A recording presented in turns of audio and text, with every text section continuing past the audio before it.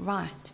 So my next topic is why should we even categorize expats? And this is also a really big fundamental area surrounding expats. Remember, the reason we categorize our expats is because you need to know who qualifies for certain allowances and benefits. From a tax and regulatory compliance, including work permits, you would put them into the certain buckets. You also align them with corporate tax compliance, so you don't want them to inadvertently create a permanent establishment risk. And it also helps with good HR practices, so it's aligned with your reward and benefit strategies. And it also assists in clear admin processes with your look-see trips, your mobilisation, demobilisation, as well as all the different aspects as part of the expat life cycle. So in Expat 101, I discussed the following categories of expats, which I have summarised also with some of the durations that these expats go and work on, and I'm just going to delve into some more depth here for you. So the first category is your business trip. So this is where expats travel for business and not to work. It's incidental to the home country employment. You require no work permit, but rather a business visa, and no additional remuneration is usually paid to a business tripper. They also remain on their home country payroll, and there's no cross charge to the host country. A lot of organisations will pay subsistence allowances or reimburse the expats for their actual expenses.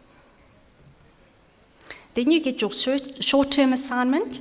So this is where you work in another jurisdiction, which is more than just business. A work visa is usually required. There may be compliance requirements from a tax perspective, where there's the no de minimis rule in the host country or your DTA requirements are not met. Certain employers will pay an additional allowance because of that inconvenience of being away. And these expats are usually not out of the country for longer than 6 months.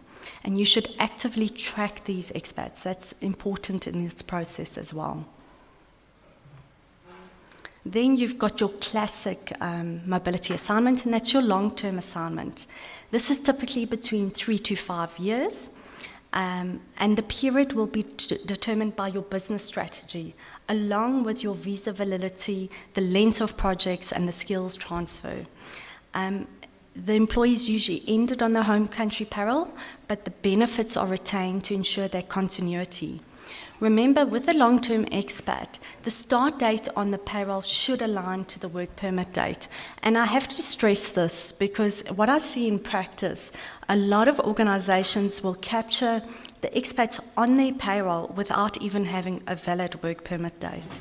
And what I have to stress to all of you here is that your work permit is actually more critical than tax compliance. Remember, if you put people on your payroll and you do not have a valid work permit, it's actually illegal, and there could be like criminal sanctions against companies and the individual. So you need to make sure that work permit date and the payroll start date are completely aligned.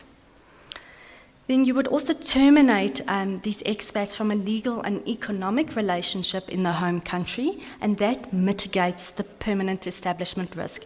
And that is one of the reasons why an expat is actually awarded a secondment agreement. Then you have a localization or a permanent transfer, and the difference between a localization and a long-term assignment is that there's a permanent intention not to return to the home country. So the employment agreement for the expat with the home country is legally and economically terminated. You would join the host country payroll as a permanent or fixed-term employee, and they're usually offered gross packages. Remember, they're categorized as a fixed-term employee because of possible work permit requirements. And then your last category is your fixed-term contract. So most often, international assignments are fixed-term for commercial reasons. However, this also refers to expats who do not have an employment agreement before an international assignment commences. The international employee is therefore engaged for a specific purpose, and this is also prevalent for South Africans who enter the market on their own from an international perspective. Remember, the remuneration package is mostly aligned to the offshore employer, and the total guaranteed package or guaranteed net of tax packages are offered to the senior employees. There's usually no withholding tax requirement from the employer perspective, but then remember the employee is fully liable for taxes on these fixed term contracts. Right, now comes the nasty and the fun stuff, all wrapped up in one. So I'm not going to discuss, because now you've all graduated from Expat 101. As employers, we're going to look to the future now, because the way the law's been written, it has been amended. So now this is the only part of the law you will remember going forward, is that from the 1st of March 2020, if a South African resident works in a foreign country for more than 183 days in a 12-month period, the foreign employment income earned is exempt from tax only up to the first R1,000,000. Right, subject to certain conditions. So they have to meet the 183 days, and 60 of those days need to be consecutive. Right, so I've explained this to you previously, but for the ones who weren't here, that is what's coming into effect from the 1st of March 2020. And what have you done as an employer? Are you ready? This is a massive change to our law, and you as representatives of employers should be geared up and ready for this. So we look and we assist a lot of organizations, and there are various options that you should consider on the table. You've got a double tax agreement, financial immigration. You should be calculating what is the additional cost to the employer or the employee. You should look at your policy changes and how you're communicating this with your employees, and also what are the payroll implications. These are tough things that are coming up, and employers need to be fully geared and prepared for it.